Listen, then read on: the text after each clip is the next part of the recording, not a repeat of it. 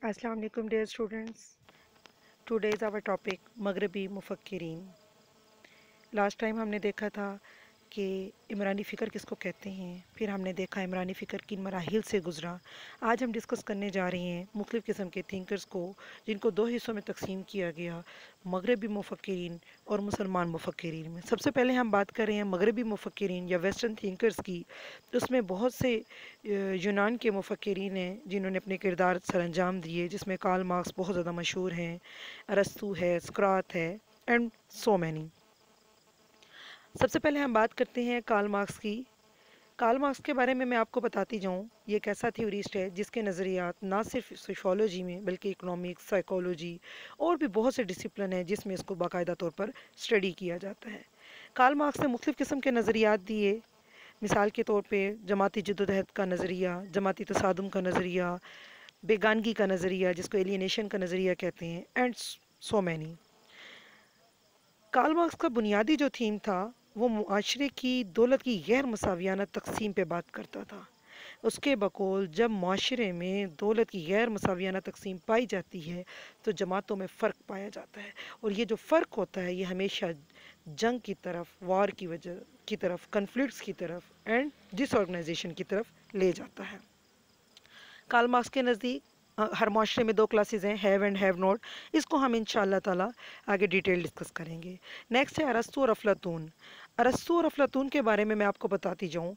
इन्होंने ज़्यादा सियासत पर काम किया. इनके नज़रियात फ़लसफ़ाना थे और सियासत के मुतल्लिक ज़्यादा बात करते थे. अरस्तू ने जमहूरियत का नज़रिया पेश किया और अफलातून ने उसी जमहूरियत को मज़ीद नरेट किया, एक्सप्लेन किया और उस पर बहुत से टॉपिक्स छोड़ दिए. इब्ने खल्दून और इनके नज़रियात अरस्तू एंड अफलातून के बहुत ज़्यादा मिलते जुलते हैं. इब्ने खल्दून के मुताबिक जब माशरे को, उसकी तारीख़ को, किसी कौम को, किसी सियासत को जब कोई माशरे को पढ़ता है एक माहिर इमरानियात, तो उसके लिए ज़रूरी है कि वो उसकी तारीख़ को पढ़े असबाब के नुक्ते नज़र से, और फिर उसकी मदद से फ्यूचर के बारे में भी पेशीन गोई करे. नेक्स्ट है हमारा थॉमस हाब्स, जिसमें थॉमस हाब्स के बारे में बताती जाऊँ. इनका नज़रिया था माशरे की वजूद के ऊपर. थॉमस हाब्स के बकौल इंसान ने माशरा, ये जो गिरोह तश्कील दिए, वो क्यों दिए, उसकी वजह सलामती थी, अमन की ख्वाहिश थी.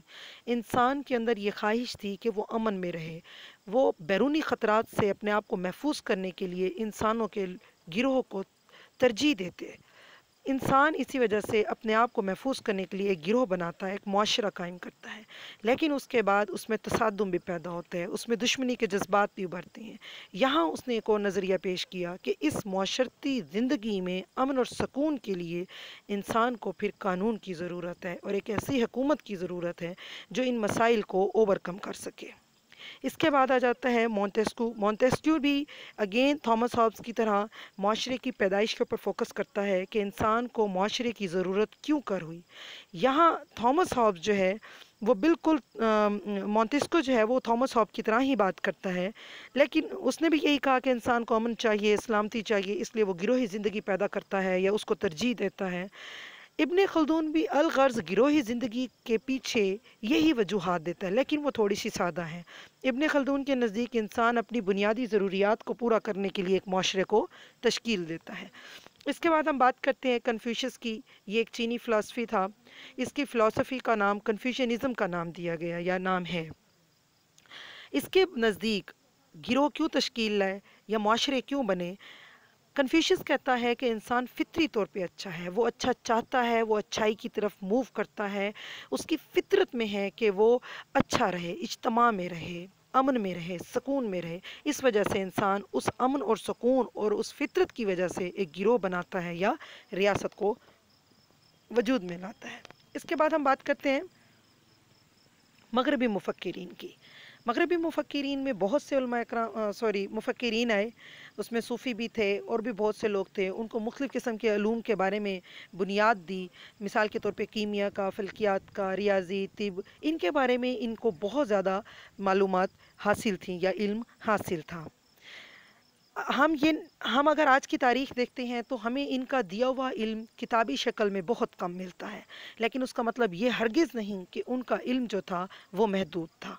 خیر، ہم سب سے پہلے بات کرتے ہیں الکندی کی۔ 9ویں صدی میں کوفہ میں پیدا ہوئے، عربی نسل کے شخص سے عربیوں کا فلسفی بھی ان کو کہا جاتا تھا۔ کیمیا میں، امراض چشم میں، موسیقی میں ان کو کمال حاصل تھا۔ اسی طرح سے الکندی نے فیثاغورس کی جو سائنس فیثاغورس تھی، وہ ریاضی کی سائنس میں بنیاد اس کو قرار دیا۔ تو اس طرح سے وہ اپنے عمل کے ساتھ اور اپنے علم کے ساتھ تعلیمات کو اسلام سے ملاتے تھے۔ اسی طرح سے انہوں نے اسلام کی عمرانیات کی بھی بنیاد رکھی۔ اس کے بعد آ جاتے ہیں الفارابی۔ الفارابی ترکی نسل کے تھے، ایک صوفی بھی تھے، اور انہوں نے ان کو استاد ثانی کا لقب دیا گیا تھا، اور نفسیات اور سیاست کے مضمون پر انہوں نے بہت زیادہ کام کیا۔ انہوں نے ایک بک تھی، اس کے ایک بک ہے، اس میں ان کا بک کا نام ہے السیاسہ۔ اس میں انہوں نے ایک شہر کا نمونہ پیش کیا جس میں ان کے نظریات افلاطون اور ارسطو سے ملتے ہیں، اور انہوں نے کہا تھا کہ ایک جو شہر ہوتا ہے اس کے اندر تنظیم پائی جاتی ہے، اور اس شہر کی تنظیم کو انہوں نے ہیومن باڈی سے ریزمبل کیا تھا۔ لفظ تمثیل یہاں لی گئی ہے، اینالوگی اس کو کہتے ہیں۔ آپ جب کسی کے اصول اٹھاتے اور اس کو کسی اور پہ اپلائی کر دیتے ہو تو اس کو اینالوگی یا تمثیل کہا جاتا ہے۔ تو وہ انسانی جسم کے تنظیم کو ریزمبلنس دیتے تھے شہر کی تنظیم سے۔ یہ خیال بالکل ایسے ہی ہے جیسے ہربرٹ سپینسر، جو کہ ایک عمرانی مفکر ہیں، انہوں نے اپنا دیا، اور انہوں نے اس ہربرٹ سپینسر کے بقول ایک معاشرہ جو ہے وہ انسانی جسم کی طرح ہے۔ جس طرح سے انسانی جسم آپ کے اعضاء آپس میں مربوط ہیں، معاشرے کے بھی اعضاء آپس میں ایسے ہی جڑے ہوئے ہیں، اور یہ سارے ادارے آپس میں مل کر ایک معاشرے کو مکمل کرتے ہیں اور اس کی ضروریات کو پورا کرتے ہیں۔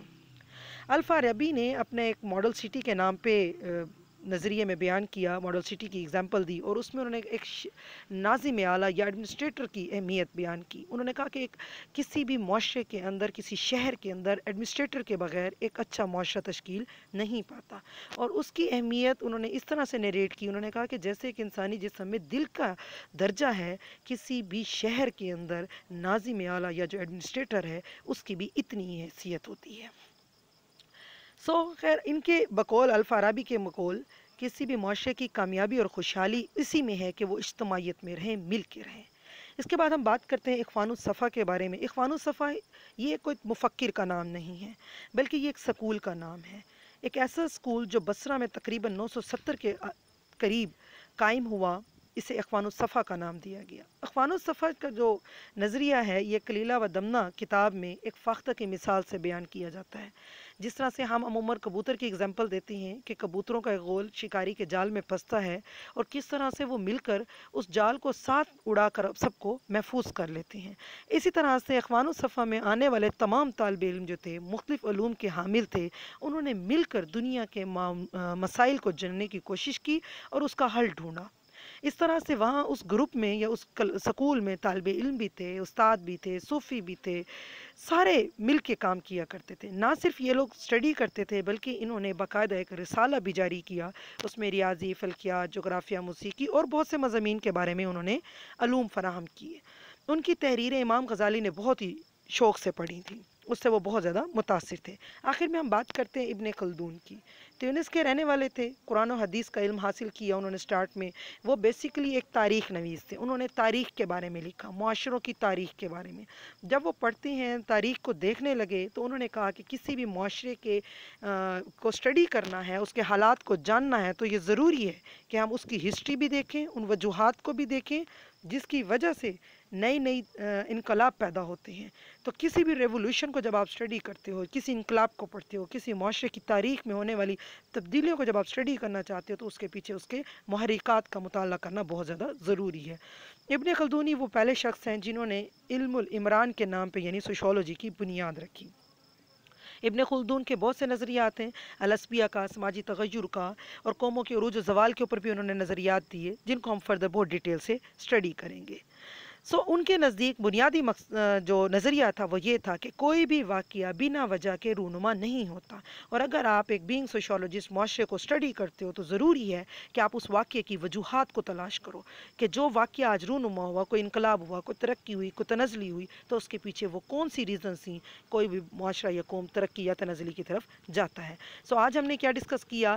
مغربی مفکرین اور مسلمان مفکرین کو ہم نے دیکھا کہ انہوں نے مختلف قسم کے نظریات میں معاشرے کے بارے میں کیا کہا۔ Thank you so much.